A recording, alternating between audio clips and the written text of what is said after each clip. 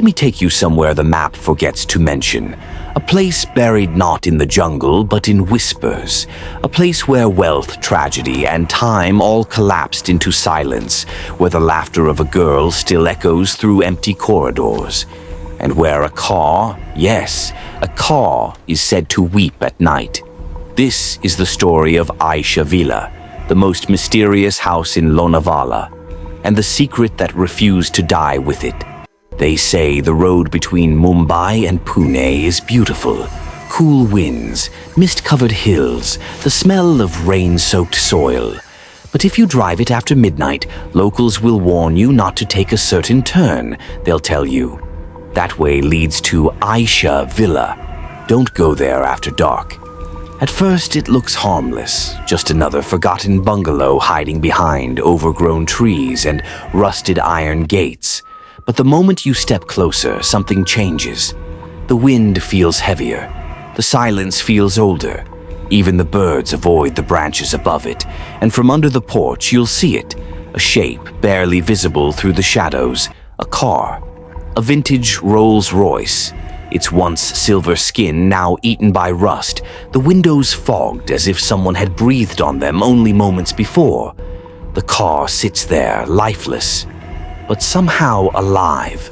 No one knows why it's still there. No one knows who it belongs to anymore, and no one, not a single soul, dares to touch it, because everyone who has tried to move it, they say, has suffered something terrible. Many years ago, decades actually, Ayesha Villa was not the haunted ruin we see today. It was a dream. A mansion built by a wealthy businessman named Mr. Farooq, one of the richest traders between Bombay and Pune in the 1970s. He had one daughter, Ayesha, his pride, his only child, the light of that lonely house. Everything he did was for her, the house, the car, the marble floors, even the massive crystal chandelier that still hangs crooked in the living room today. Every corner of the villa whispered her name. Locals remember seeing Ayesha as a young girl, no more than 16. She would ride her bicycle near the gates, greeting strangers, feeding stray dogs by the roadside, always smiling, always curious. But there was something strange too. She wasn't allowed to go out much. Her father, protective and strict, kept her home most of the time. Some said he feared for her safety. Others whispered he had enemies, jealous business partners, rivals who wanted his fortune. Nobody knew what to believe. But then came the night that changed everything. It was raining heavily, the kind of rain that turns hills into rivers. Electricity had gone out all across Khandala. The villa stood silent, its windows glowing faintly with candlelight. Inside, Mr. and Mrs. Farooq were preparing dinner. Ayesha was upstairs in her room, writing in her journal, something she did every night. Sometime after midnight, a scream cut through the storm, faint, sharp, then swallowed by the thunder. The next morning, no one answered the villa's gate. The milkman, confused, walked around the side. That's when he noticed the front door slightly open. What he saw inside would haunt him forever. The living room was in shambles. Chairs overturned, glass shattered across the floor. The chandelier, that magnificent, expensive crystal chandelier, lying broken in pieces, and Mr. and Mrs. Farooq, dead. Ayesha, gone. Not a trace, no blood, no footprints, nothing. It was as if she had simply disappeared. The police arrived, reports were filed, but nothing in the investigation ever made sense. No signs of robbery, no forced entry, no fingerprints except the family's. And strangest of all, no footprints in the muddy garden outside, even though it had poured all night. It was as if the killer had never entered or left the house, as if the crime had taken place in a sealed world of its own. The villa was locked. The relatives, distant cousins from Bombay, refused to stay even a single night. They said that from outside the gate they heard something. Not screaming, not whispering, but crying. A girl's sobs, soft, painful, From upstairs, every night, when they gathered courage to go inside, everything would be silent again. No footsteps, no flickering light, nothing. Weeks turned to months, and then came the incident that made everyone stay away for good. One morning, the gardeners arrived to find the Rolls-Royce's headlights blinking just once, both at the same time. The keys were missing, the battery was dead, and yet the car blinked. From that day on, no one came near it again. Years passed. The villa began to rot. Paint peeled off the walls. The pool turned into a green swamp. Doors bloated with moisture and never fully shut. The Rolls-Royce sat under the same porch, untouched, as if waiting for someone, for something. And the stories grew. Travelers said they saw a woman near the gate in white, sometimes holding a lantern, sometimes pointing at the car, sometimes simply staring.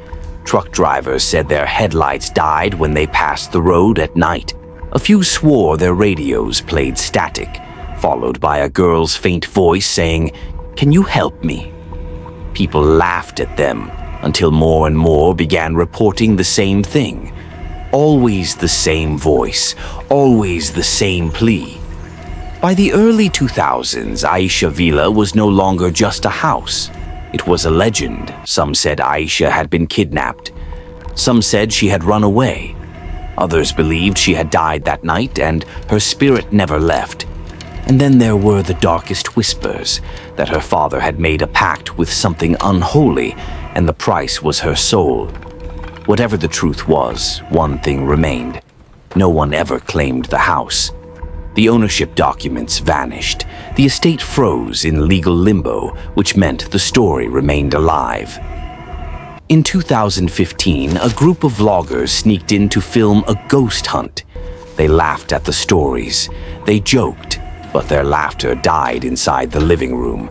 In their footage, as they walked past the Rolls-Royce, the rearview mirror caught something. A reflection, a girl's face, pale, still, watching them. Seconds later, their camera cut out, battery drained instantly. They swore they didn't fake it, real or not. None of them ever returned. Two of them claimed they had nightmares of being locked inside the car, hearing someone breathing behind them in the dark. But beneath all this supernatural fog, there's a more human mystery too. Some locals say there never was a ghost, that the villa was stuck in an inheritance war, that the Rolls-Royce legally couldn't be moved, that the ghost stories were made to keep thieves away. Maybe, maybe not, because even skeptics, even police officers, reported strange sensations inside cold spots, footsteps on the stairs, and a presence, watching. There was an old security guard named Ramesh, who worked nearby for years. He swore that at exactly 3:15 a.m. every night, a light flickered in the top window, a faint yellow glow, like a candle burning in an empty room. The villa had no electricity, and no one had lived there for decades, yet that light appeared every single night. They say spirits remain where stories are unfinished, where grief is trapped, where memories refuse to die. Maybe Ayesha's story isn't over.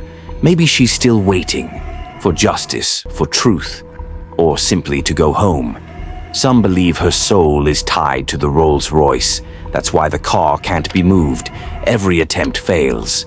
Engines stall, tires burst, tow chains snap, as if the ground itself refuses to let go. And when the monsoon clouds roll in, when thunder echoes across the Lonavala hills, travelers swear they hear it. A faint engine trying to start, struggling, crying. And sometimes, for a few seconds, the headlights glow through the rain. Perhaps the true horror of Ayesha Villa lies not in a single ghostly event, but in the layered, unresolved tragedy that clings to its very foundations, a tragedy rooted in the violent, unsolved deaths of the Farouks and the inexplicable vanishing of their daughter, which created a vacuum of truth that was inevitably filled by legend. The phenomenon is a self-sustaining cycle of fear. The villa's legal abandonment and the ominous presence of the decaying Rolls-Royce provide a tangible anchor for stories, which are then fueled by the psychological power of suggestion, the human tendency to perceive patterns in chaos, pareidolia in shadows and sounds, and the collective amplification of every flicker, echo, and cold draft into proof of Ayesha's restless spirit, ensuring that the mystery outlives the masonry and the legend continues to breathe long after the lives within it have ended. Maybe it's bad wiring, maybe it's imagination, or maybe Ayesha is still taking her midnight drives, trapped between memory and eternity, waiting for someone to tell her story the way it truly happened. The police files are gone, the family vanished, but the whispers remain. Every driver, every tourist, every local guide, they all repeat the same warning. Don't stop at Ayesha Villa after midnight, because if you do, you might hear her voice, soft, sad, almost pleading. She doesn't scream, she doesn't chase, she just asks, "Have you seen my father's car?" And when you look, you'll see it too, sitting under the porch, rusty, silent, windows fogged from the inside, and if you're unlucky enough, you might see the faint silhouette of a girl sitting in the back seat, waiting, still waiting, for her family, for answers, for her night to finally end. The next time you pass that highway, look for the rusted gate hidden behind vines. You might not see the house clearly. You might not hear anything at all, but something in the air will shift.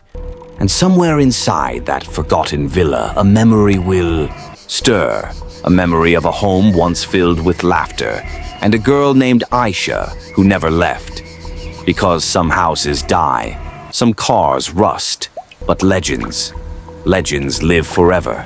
In the end, the story of Ayesha Villa is not just a tale of ghosts or abandoned ruins. It is a wound that never healed, a question that no one dared to answer, a silence heavier than the walls that still stand trembling on that lonely hillside. What happened inside that villa was more than a tragedy. It was a fracture in time, a moment where truth slipped between the cracks and disappeared, just like Ayesha herself. And maybe that is why her presence feels so strong, even today, because the world never gave her closure. For decades, investigators, skeptics, thrill seekers, even spiritual mediums tried to explain the villa's strange events. Some said it was grief imprinted on the walls, a psychological echo replaying itself through time. Some believed it was electromagnetic interference from the hills, causing hallucinations and fear. Others accused greedy relatives of creating supernatural rumors to hide their own crimes. But none of them could explain the one fact that tied everything together. Every person who went near the Rolls-Royce felt watched. No camera lasted long near it. No mechanic dared to touch it twice. No attempt to remove it ever succeeded. How do you explain a machine that behaves like a heartbeat?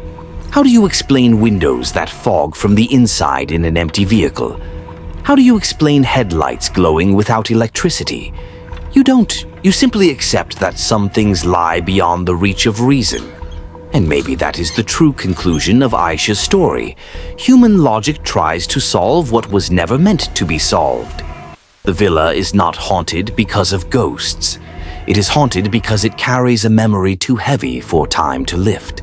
A memory of fear, of an unfinished story, of a girl whose last breath was never heard by the world, whose last step was never traced, whose last tear dried somewhere inside that house where no sunlight reaches anymore.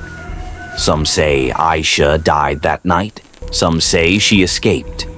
Some say she was taken. But the villa itself tells a different story. It behaves like something is still missing, like the house is waiting for its last chapter before it can finally collapse into the earth. And the strange part is, every story, every witness, every rumor all circle back to the same place. The car.